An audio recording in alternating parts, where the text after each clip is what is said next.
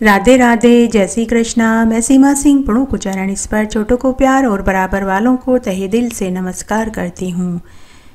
अब हम सावन मास के महात्म्य का 14वां अध्याय सुनेंगे। अब तक हमने 13 अध्याय सुने हैं। अगर आपका कोई भी अध्याय सुनने से छूट गया है तो डिस्क्रिप्शन बॉक्स में मैं उसका लिंक छोड़ दूंगी। आप वहां से अपना छूटा हुआ अध्याय सुनकर पुण्य लाभ कमा सकते हैं। और अगर आपको यह अध्याय अच्छा लगे तो इसे ज़्यादा से ज़्यादा लाइक करें, अपने दोस्तों रिश्तेदारों में ज़रूर शेयर करें ताकि उन्हें भी सावन मास के महात्म्य को सुनने का संपूर्ण फल प्राप्त हो। और हमेशा की तरह अगर अभी तक आपने मेरे चैनल को सब्सक्राइब नहीं किया है तो कृपया मेरे चैनल को सब्सक्राइब करें ताकि मेरा आगे आने वाला वीडियो सबसे पहले आपको मिले। धन्यवाद। आइए अब हम सावन मास के महात्म्य का 14वां अध्याय सुनते हैं। पौराणिक मान्यता के अनुसार सावन मास में स्नान, दान, व्रत करने से जीवन का हर मनचाहा सुख प्राप्त होता है। सावन मास में जहाँ भी साफ जल से स्नान किया जाए तो वह गंगा जल के समान पवित्र माना जाता है। अगर मनुष्य सावन मास में गंगा स्नान कर लेता है तो उसके ऊपर महादेव जी का आशीर्वाद हमेशा बना रहता है। सावन मास में स्नान करने, व्रत करने से सुख, सौभाग्य, धन, संतान, जीवन के सभी सुख और मरने के बाद मोक्ष की प्राप्ति होती है। सनत कुमार भगवान महादेव जी से बोला कि हे देव, नागपंचमी का व्रत आज से पहले किस किस ने किया और उन्हें इस व्रत का क्या फल मिला, वह कथा मैं आपके मुखारबिंद से सुनना चाहता हूँ। तब महादेव जी सनत कुमार को नागपंचमी की एक पौराणिक कथा सुनाने लगे। महादेव जी सनत कुमार से बोले कि हे सनत कुमार, ये सतयुग के जमाने की बात है। एक बार एक गांव में एक साहूकार पति पत्नी अपने 2 बेटा बहुओं के साथ रहते थे। छोटे बेटे ने अपनी पसंद की एक अनाथ लड़की से विवाह किया। इस कारण साहूकार पति पत्नी और उसके बड़े बेटा बहू छोटे बेटे और उसकी बहू से हमेशा नाराज रहते थे क्योंकि वह अपने साथ दहेज में कुछ भी नहीं लाई थी। छोटे बेटे की पत्नी का नाम लक्ष्मी था। उस अनाथ लड़की के माता पिता बचपन में ही मर चुके थे। उसका न कोई भाई था न कोई बहन थी। छोटे बेटे ने जिस अनाथ लड़की से विवाह किया था उसका दूर के रिश्ते का एक मामा था। ले दे के मायके में सिर्फ वही था। लक्ष्मी जब ससुराल में आई तो सास, ननद और देवर जेठ ने उसे बहुत ताने मारे जिससे वह हमेशा दुखी रहती थी। सास और ननद उसे कहती थी कि अरे कलमुही, जब से तू हमारे घर में आई है हमारा जीना हराम हो गया है। हे कलंकिनी, तू जन्म लेते ही अपने माता पिता को खा गई। न कोई तेरे भाई है न भतीजा है। तू तो 12 महीने तक हमारे सिर के ऊपर बोझ बनकर रहेगी। वार त्योहार पर भी तुझे मायके में बुलाने वाला कोई नहीं है। पीहर होता तो कुछ दिन तू अपने पीहर में चली जाती तो हम सुख की सांस लेते, लेकिन तेरा तो पीहर ही नहीं है। बेचारी लक्ष्मी सबके ताने सुनती और चुप रहती और एकांत में फूट फूट कर रोती थी। कभी कभी वह मनी मन सोचती कि सास सही ही कहती है, मैं सचमुच बड़ी ही अभागिन हूँ। मेरे तो कोई भाई भी नहीं है। वह मनी मन भगवान से प्रार्थना करती कि हे ईश्वर, आप मुझे एक भाई दे देते तो आपका क्या बिगड़ जाता। शादी के बाद जब पहली बार सावन का महीना आया तो लक्ष्मी बहुत दुखी थी। रह रहकर वह अपने मरे हुए माता पिता को याद कर रही थी और मनी मन सोच रही थी कि अगर मेरे भाई होता तो मैं भी मायके जाती। इस सावन में मैं कहीं नहीं जा पाऊंगी, जबकि मेरी जिठानी को तो उसका भाई सावन मास में पूरे महीने के लिए लेकर चला गया। इस तरह तब सावन का महीना था तो एक दिन वह सुबह सुबह घर का झाड़ू बुहारा करके कूड़ा फेंकने के लिए घर के बाहर गई। टोकरी से कूड़ा फेंक ही रही थी कि उसकी नजर एक रेंगते हुए सांप पर पड़ी। उसके पीछे पीछे कई आदमी उस सांप को मारने के लिए लाठी लेकर आ रहे थे। लक्ष्मी वहीं खड़ी खड़ी सोचने लगी कि सावन का महीना है, नाग पंचमी का दिन है, मुझे इस सर्प की रक्षा करनी चाहिए। तभी उसने अपने हाथ के कूड़े वाली टोकरी उस सांप के ऊपर डाल दी।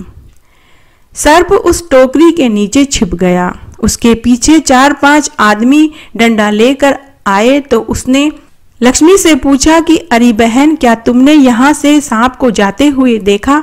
तो लक्ष्मी ने झाड़ियों की तरफ इशारा करते हुए बोली कि वह सर्प तो उस झाड़ियों में चला गया। सभी 4-5 आदमी झाड़ियों की तरफ सांप को ढूंढने के लिए आगे निकल गए। उसके बाद लक्ष्मी ने डरते डरते सांप के ऊपर से अपना टोकरा उठाया और घर आ गई। सांप ने लक्ष्मी को अच्छे से देख लिया और सांप मनी मन सोचने लगा कि मुझे इसका दुख दूर करना चाहिए।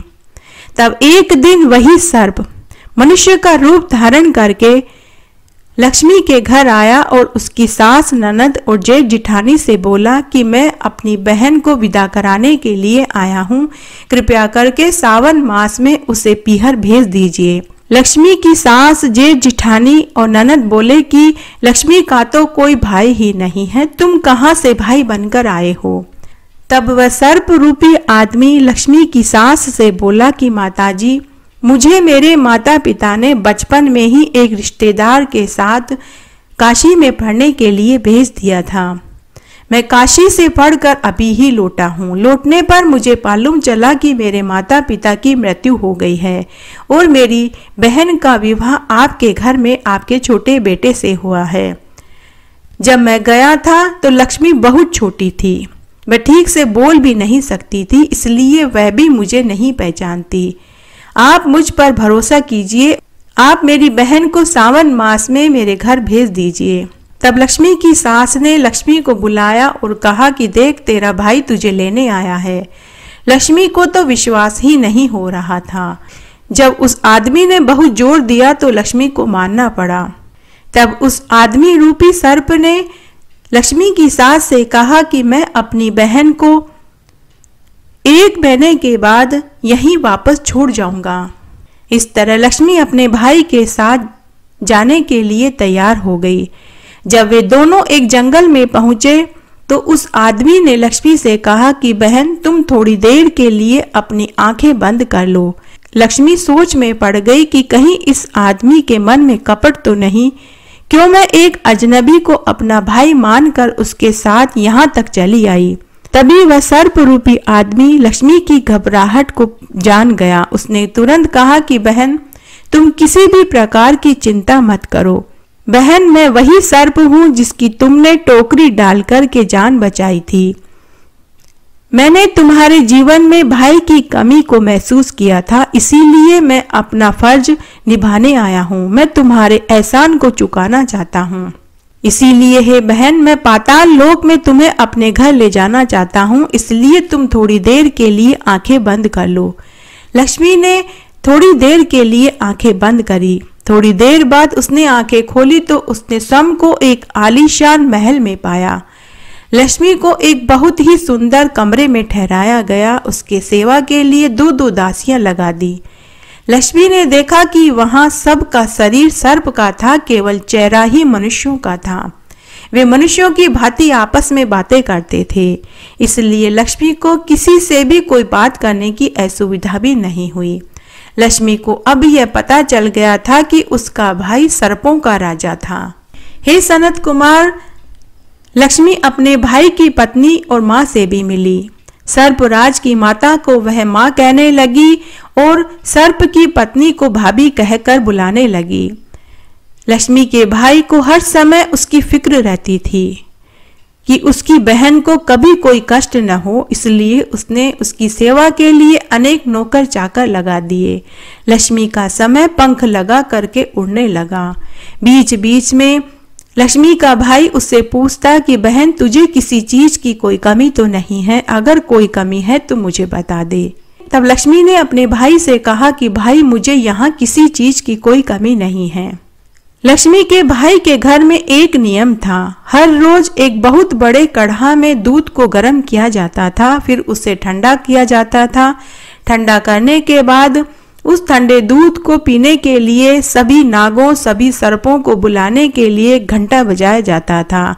घंटे की आवाज सुनकर वहां रहने वाले छोटे मोटे सभी सर्प उस कड़ा में आकर एक साथ दूध पीते थे। जब लक्ष्मी ने यह देखा तो एक दिन उसने भी यह जिम्मेदारी लेने की सोची। तब एक दिन लक्ष्मी ने अपनी सर्प माता और अपनी भाभी से कहा कि मैं भी यह काम करना चाहती हूँ। तब सभी ने उसे कहा कि यह जिम्मेदारी बड़ी ही होशियारी से करना होगा, क्योंकि अगर गर्म दूध सर्प पिएंगे तो उनका मुंह जल जाएगा। लेकिन लक्ष्मी ने सर्प माता और अपनी भाभी से कहा कि मैं ये जिम्मेदारी बड़ी होशियारी से करूंगी। इस तरह लक्ष्मी रोज दूध गर्म करती, ठंडा करने के बाद वह घंटा बजाती तो सभी सर्प, छोटे बड़े जितने भी सर्प थे, वे सभी आते और कड़ा में दूध पीने लगे। लेकिन एक दिन गलती से लक्ष्मी ने दूध गर्म करते ही घंटा बजा दिया, जिससे सभी सर्पों ने आकर दूध पिया तो उनकी जीभ और मुंह जल गया। सभी सर्प नाराज हो गए और लक्ष्मी को काटने के लिए फुफकार मारने लगे और बोले कि अब हम इसे जीवित नहीं छोड़ेंगे। आखिर सर्पराज की माता के समझाने बुझाने पर सभी सर्प शांत हो गए। बेचारी लक्ष्मी डर के मारे एक कोने में खड़ी हो गई। पाताल लोक में लक्ष्मी का समय बहुत हंसी खुशी से बीत रहा था। सुख के दिन बीतने में समय बहुत कम लगता है, दुख के दिन बहुत बड़े लगते हैं। लक्ष्मी का एक महीना सावन का कैसे निकल गया उसे पता ही नहीं चला। तब एक दिन सर्पराज वापस अपनी बहन के ससुराल में गया और अपने जीजा जी को भी अपने घर लिवा लाया। अपने महल में लाकर उसने अपने जीजा का भी खूब आदर सत्कार किया और खूब धन धान्य, मणि, सोना, चांदी, आभूषण, कीमती रेशमी वस्त्र देकर विदा कर दिया। लक्ष्मी ने हंसी खुशी भाई भाभी और माँ से विदा ली। सर्पराज जब अपने जीजा को लेकर आया था तो वह उसे पाताल में नहीं लेकर गया। उसके लिए उसने धरती के ऊपर एक महल नुमा मकान खड़ा कर दिया था। सर्पराज अपने जीजा को वहीं लेकर गया था। लक्ष्मी और छोटा बेटा वहां से विदा होकर घर आ रहे थे तो जंगल में आने के बाद उसके पति ने कहा कि मेरा कीमती दुशाला तो वहीं रह गया है, तुम यहीं ठहरो, मैं अभी दुशाला लेकर आता हूँ। लक्ष्मी ने अपने पति से कहा कि मेरे भाई भाभी ने हमें खूब धन दौलत दिया है, अगर एक दुशाला वहां रह गया है तो आप उसे लेने के लिए मत जाइए। लेकिन उसने कहा कि मैं दुशाला तो जरूर लेकर आऊंगा। तब लक्ष्मी का पति उसी स्थान पर पहुंचा तो उसे वहां न तो कोई महल दिखा और न ही कोई नौकर चाकर और उसके भाई भाभी दिखे। वहां बस एक पेड़ था और उस पेड़ के ऊपर एक दुशाला लटका हुआ था। लक्ष्मी का पति अपने पत्नी से बोला कि तू सच सच बता, तू कोई जादूगरनी है? कौन है? तेरा भाई कहाँ गया? तेरे भाई का महल माड़िए कहाँ गए? पति की बात सुनकर लक्ष्मी घबरा गई।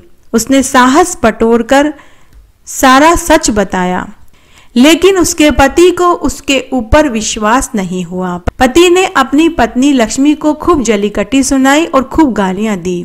तभी लक्ष्मी ने हाथ जोड़कर सच्चे मन से सर्पराज को याद किया और कहा कि हे सर्पराज, अगर आप वास्तव में मेरे भाई हैं तो यहाँ प्रकट होकर मेरे पति का शक दूर कीजिए। बहन की पुकार सुनकर सर्पराज भाई को आना ही पड़ा। वह सर्प के रूप में आया। उस समय उसका पूरा शरीर सर्प का था और उसका मुंह सिर्फ इंसान वाला था। तब उस सर्पराज भाई ने अपनी बहन के पति से कहा कि मेरी बहन जो कुछ भी कह रही है वह सत्य कह रही है। मैं हमेशा इसे अपनी बहन मानूंगा और इसकी हमेशा रक्षा करूंगा। और फिर उसने कहा कि जो कोई भी पुरुष सावन मास में नागपंचमी के दिन इस कथा को पढ़ेगा, सुनेगा, मैं उसे अपनी बहन मानूंगा और उसकी हमेशा रक्षा करूंगा। जो लड़की इसे सुनेगी, पढ़ेगी, उसे जीवन में भाई का पूरा स्नेह और इज्जत प्राप्त होगी। ऐसा कहकर वह सर्पराज अदृश्य हो गया। लक्ष्मी के पति का शक दूर हो गया और वह अपनी पत्नी को लेकर खुशी खुशी घर आ गया और उसे खूब आदर सत्कार और सम्मान के साथ रखने लगा।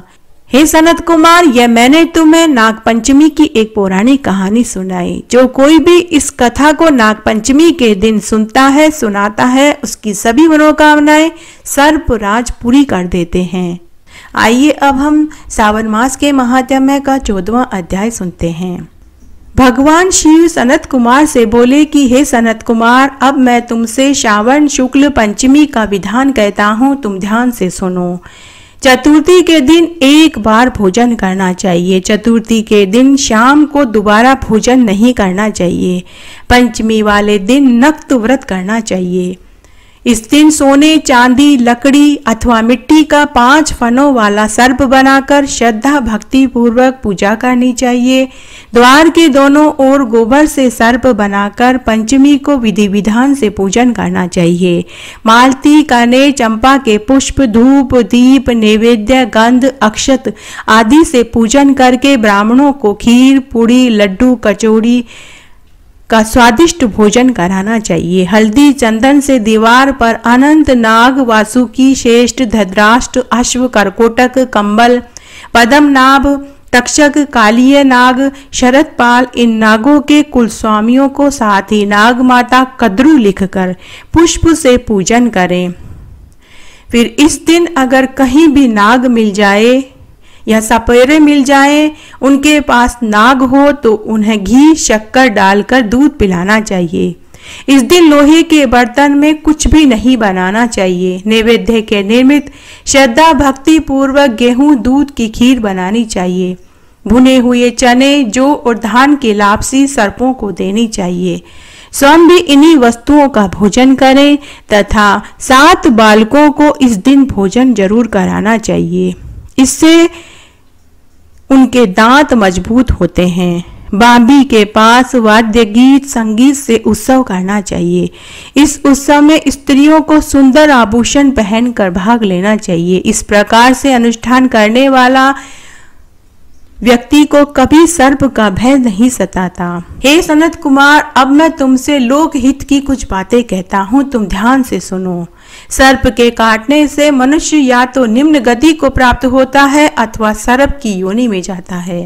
पहले कही गई विधि के अनुसार एक समय भोजन करना चाहिए। ब्राह्मणों के साथ नाग देवता बनाकर पूजन करना चाहिए तथा 1 साल तक शुक्ल पक्ष की पंचमी को व्रत करना चाहिए। 1 साल व्रत करने के बाद शुक्ल पक्ष की पंचमी को पुनः इसी तरह पूजन करें। सर्पों को प्रसन्न करने के लिए ब्राह्मणों को भोजन, अन्न, वस्त्र और रुपया दान में देवें तथा एक योग्य पंडित को दूध देने वाली गाय बछड़ा सहित दान में जरूर देवें। भगवान का स्मरण करते हुए बोले कि जो सर्वव्यापक है, सब वस्तुओं को देने वाला है, अपराजित व अनंत है, मैं उस परमेश्वर का स्मरण करता हूँ। और फिर कहे कि हे गोविंद, मेरे कुल में सर्प काटने से जो मनुष्य निम्न गति को प्राप्त हुए हैं, उन्हें नाग दान व व्रत से मुक्ति प्रदान करें। ऐसा कहकर सफेद चंदन और चावल मिला जल भगवान के सामने छोड़ना चाहिए। इस प्रकार करने से जो पितर सर्प योनि में चले गए हैं, उन्हें सर्प योनि से मुक्ति मिल जाती है और उन्हें स्वर्ग का वास मिलता है। यह व्रत करने वाला व्यक्ति अपने पूरे वंश का उद्धार कर देता है और मरने के बाद स्वर्गलोक में अप्सराओं से पूजित होता है और शिव लोक का वास पाता है। जो व्यक्ति लोभ, लालच और त्याग कर इस व्रत को करता है, उसके कुल का उद्धार हो जाता है। जो लोग श्रावण शुक्ल पंचमी को भक्ति पूर्वक नक्त व्रत करके सुंदर पुष्पों से नागों का पूजन करते हैं, दूध पिलाते हैं, उनके घर में मणिधारी सर्प प्रसन्नता पूर्वक निवास करते हैं। उनका खजाना कुबेर के समान हो जाता है। मकान का दान करने वाला ब्राह्मण कठोर यम यातना भोग कर सर्प योनि प्राप्त करता है। जो नाग के डंक से मरते हैं, वे संसार में मृत संतान वाले या पुत्र विहीन होते हैं। स्त्रियों की कंजूसी के कारण, कोई किसी की धरोहर में बेईमानी या अन्य पापों के कारण सर्प योनि में अगर पड़े हुए हैं, तो उनका भी इस व्रत को करने से उद्धार हो जाता है। लोभ लालच त्याग कर नाग पंचमी का व्रत और पूजन करने वालों के कल्याण के लिए नागराज शेष नाग और वासुकी हाथ जोड़कर भगवान शिव की स्तुति करते हैं, जिससे प्रसन्न होकर भगवान शिव उनकी सारी मनोकामनाओं को पूरी कर देते हैं। ऐसे प्राणी नागलोक में नाना प्रकार के सुख भोग कर अंत में वैकुंठ को प्राप्त होते हैं। भगवान शिव ने कहा कि हे सनत कुमार, ये मैंने तुम्हें नाग पंचमी व्रत की पूजन विधि पूरी विधि से बताई। अब इसके बाद तुम्हारी और क्या सुनने की इच्छा है वह बताओ, मैं तुम्हें वह भी सुनाऊंगा। इस अध्याय में आज मैं आपको एक पौराणिक कहानी सुनाने जा रही हूँ। पशुपत नामक पवित्र अस्त्र भगवान शिव के पास था। उसे पाने के लिए अर्जुन ने कैलाश पर्वत पर जाकर महादेव जी की घोर तपस्या करी। भगवान महादेव अर्जुन की तपस्या से प्रसन्न हो गए, परंतु वे पशुपत नामक अस्त्र अर्जुन को उसी समय नहीं देना चाहते थे। पशुपतास्त्र देने से पहले महादेव जी अर्जुन की भक्ति की परीक्षा लेना चाहते थे। तब भगवान महादेव ने एक शिकारी का रूप धारण किया और अर्जुन के पास पहुंच गए। उस समय अर्जुन अपने ऊपर हमला करने वाले एक जंगली सुअर पर निशाना साध रहे थे। भगवान महादेव ने सुअवसर देखकर एक तीर उस सुअर पर चला दिया। एक साथ अर्जुन और महादेव दोनों का तीर सुअर को लगा तो वह सुअर वहीं ढेर हो गया। सुअर को दूसरे शिकारी का तीर लगा देखकर अर्जुन परेशान हो गए। उसने कहा, जिस सुअर पर मैं निशाना लगा रहा था, अरे शिकारी, तुमने इसे क्यों मारा? मैं तुम्हें युद्ध के लिए ललकारता हूँ। यदि तुम जीतोगे तो यह सुअर तुम्हारा होगा और मैं जीता तो यह सुअर मेरा होगा। सत्यता से अनजान अर्जुन और शिव के बीच युद्ध शुरू हो गया। युद्ध बहुत समय तक चलता रहा। भगवान महादेव त्रिकालदर्शी थे और उनमें अनंत शक्ति थी, पर अर्जुन थोड़े समय के बाद ही थकने लगे। तब अर्जुन जब थकने लगे तो उसने महादेव रूपी शिकारी से कहा कि अरे शिकारी, कृपया मुझे थोड़ी देर के लिए विश्राम करने दो, मैं बहुत थक गया हूँ तथा भगवान शिव की आराधना करना चाहता हूँ। शिकारी वेश में महादेव जी ने अर्जुन का अनुरोध स्वीकार कर लिया। अर्जुन ने मिट्टी से शिव की मूर्ति बनाई और उन्हें फूलों की माला पहनाई और उनकी स्तुति करने लगे। अचानक एक चमत्कार हुआ। मूर्ति के गले की फूलों की माला गायब होकर शिकारी के गले में पहुंच गई। उसी समय अर्जुन समझ गया कि यह शिकारी कोई और नहीं, स्वयं भगवान महादेव हैं। अर्जुन महादेव भगवान के चरणों में गिर पड़े और अपनी गलती की क्षमा मांगने लगे। भगवान महादेव ने प्रकट होकर अर्जुन को आशीर्वाद दिया और कहा कि मैं तुम्हारी तपस्या, बहादुरी और भक्ति से प्रसन्न हुआ। यह पशुपतास्त्र तुम धारण करो और इसका सदा सदुपयोग करना। पशुपतास्त्र ग्रहण कर अर्जुन ने भगवान शिव को नमस्कार किया। यह दृश्य देखने के लिए आकाश मार्ग से अनेक देवी देवता उतर आए। अर्जुन को मृत्यु देव, यम, जल देव, वरुण देव, धन देव, कुबेर ने भी खूब उपहार दिए। इंद्रदेव ने स्वर्ग में अपने साथ महल में कुछ दिनों के लिए रहने के लिए निमंत्रण दिया, जिसे अर्जुन ने स्वीकार कर लिया। अर्जुन इंद्रदेव के महल की सुंदरता को देखकर अवाक रह गया। अर्जुन इंद्रदेव के महल में बहुत दिनों तक अतिथि के रूप में रहा और उनका आतिथ्य स्वीकार करा। अर्जुन ने इंद्रदेव के लोक में रहकर चित्रसेन से नृत्य की कला की भी शिक्षा ली। जब अर्जुन इंद्रलोक में अतिथि के रूप में रह रहा था तो स्वर्ग की एक अप्सरा उर्वशी अर्जुन से प्रेम कर बैठी। तब एक दिन उर्वशी ने अर्जुन से कहा कि हे राजकुमार, मैं तुम्हारी सुंदरता और गुण से प्रभावित हुई, मैं तुम्हें अपना दिल दे बैठी हूँ। अर्जुन यह सुनकर अवाक रह गया। अप्सरा उर्वशी सौंदर्य और यौवन की मूर्ति थी। अर्जुन ने उर्वशी अप्सरा से कहा कि हे माते, ये असंभव है। मैंने सदा माँ की भांति ही आपका आदर किया है, ऐसा सोचना भी मेरे लिए घोर पाप है। अर्जुन का ऐसा उत्तर सुनकर उर्वशी को बहुत चोट पहुंची। उर्वशी क्रोधित होकर अर्जुन से बोली कि अरे अर्जुन, मेरे जिस सौंदर्य से कोई भी प्रभावित हुए बिना नहीं रहता, वह तुम कैसे रह गए?